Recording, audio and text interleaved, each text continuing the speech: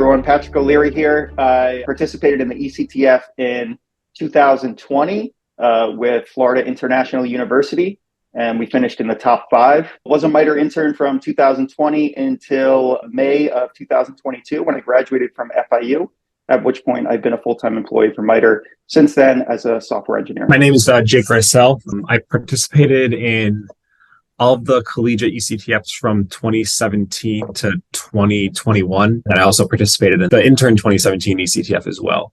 I was an intern at MITRE from 2017 to 2021 and then started full-time in 2021. And I'm an embedded security engineer. Hi, everyone.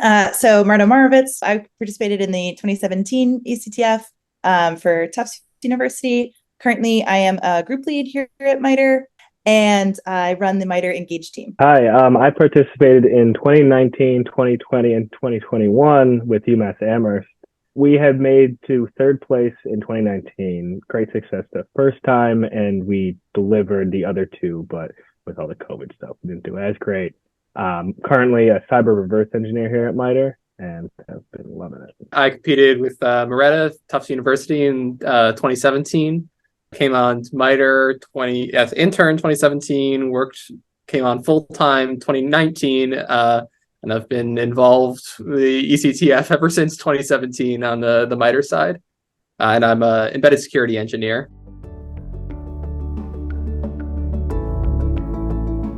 The thing I like the most about eCTF is getting to integrate all different kind of areas of knowledge. So software engineering, embedded security, cryptography, actually having a practical place to apply that knowledge. One of the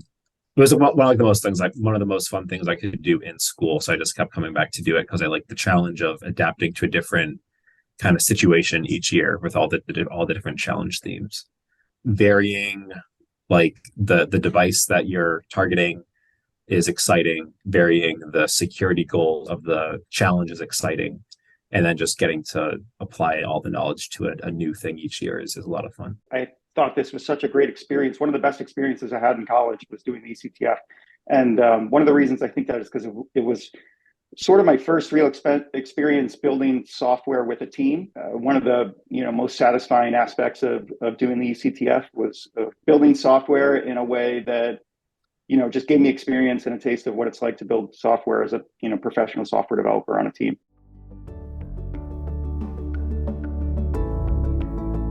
It was kind of exciting because it got you ready for leaving school and working on real world scenarios. And I might actually get to work on real systems and real technologies. That element really was fun and exciting and a great way to get students excited for what comes after college. The things you go through in this competition are exactly like the real world. I mean, you're designing under constraints with functional requirements, security requirements, with deadlines, working with a team to build something. It's really a great primer for the real world. And it's way better to make these mistakes while you're a student and you just lose points for it than you put it into a real device and a plane blows up.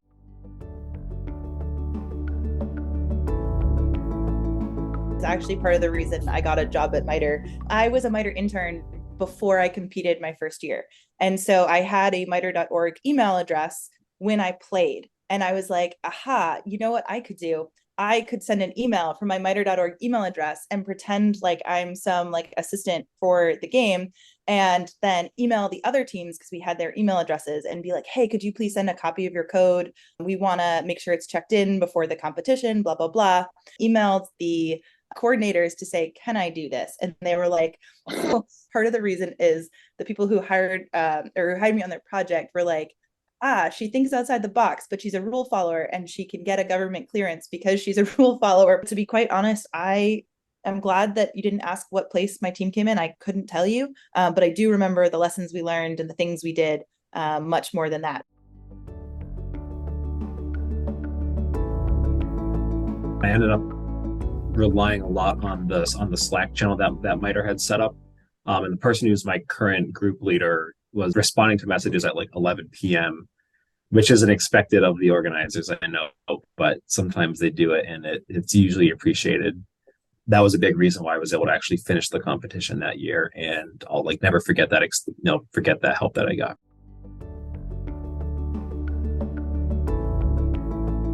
my embedded operating systems professor was able to offer participation in the eCTF as elective credits. So it is a huge time commitment to really compete and try and win in the eCTF. At least it was for me. So, if you can work it out with your university that you can get credit for it, it made it even more worthwhile.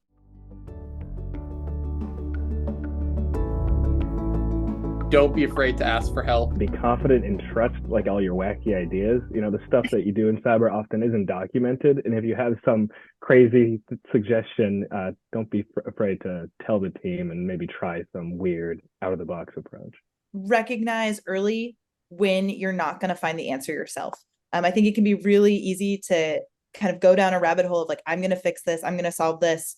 And whether that's asking from support from your teammates or from the organizers, but not feeling like you're on an island. Always make sure that what you have works and just move on from you. Just check in, make sure it works, and just keep moving on. It is way more important to get into the attack phase than it is to have a perfectly secure design. It's better to just go with it and get into the attack phase so you can start taking flags from other people. To understand asymmetric encryption versus symmetric encryption, understand message authentication on a high level, and then if you can kind of piece your design together at a high level, leverage established libraries to kind of implement it. A huge lesson this also teaches is that you can't wait until you understand all the things before you act.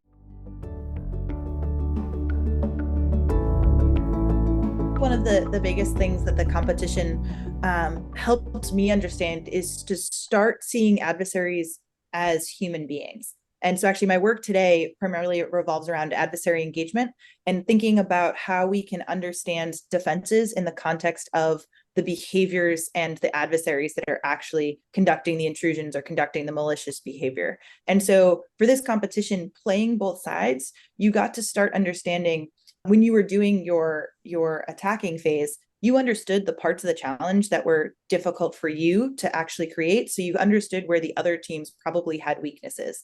And you could start seeing things and understanding how the behaviors and the actions that you were taking in phase one offer opportunities in phase two. And I think that has been really critical for a lot of the work that I do at MITRE, which looks at threat-informed defense and adversary engagement and cyber deception, all of these different topics that really revolve around this concept of seeing the adversary as a human being and not just as an indicator or an IP address or a piece of malware.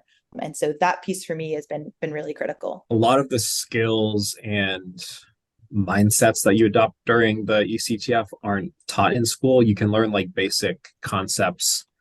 Some schools have like cybersecurity courses, a couple maybe have embedded security courses, but for the most part, you're learning how to like write basic software, do basic hardware design. But then for this competition, you have to engage those concepts and get like another level of understanding and expertise on the subjects to actually create something that can stand up to some other attacks or implement attacks on other designs. Like there's no school that's going to teach you how to put a fault injection management circuit on an FPGA. That's something you're put in the situation of the competition where you need to come up with something like that. And then you use what you already know to build something. And having a really specific goal through the competition is what I think enables that and gives you those goals to work towards. I came in not being in embedded or in security, and I came out an embedded security engineer. So if you're interested in the space, this is a great opportunity to get your hands dirty on the kind of stuff you'd actually be doing in the real world. And it is a closer experience that I got to the real world than anything else I've did in my entire time at school.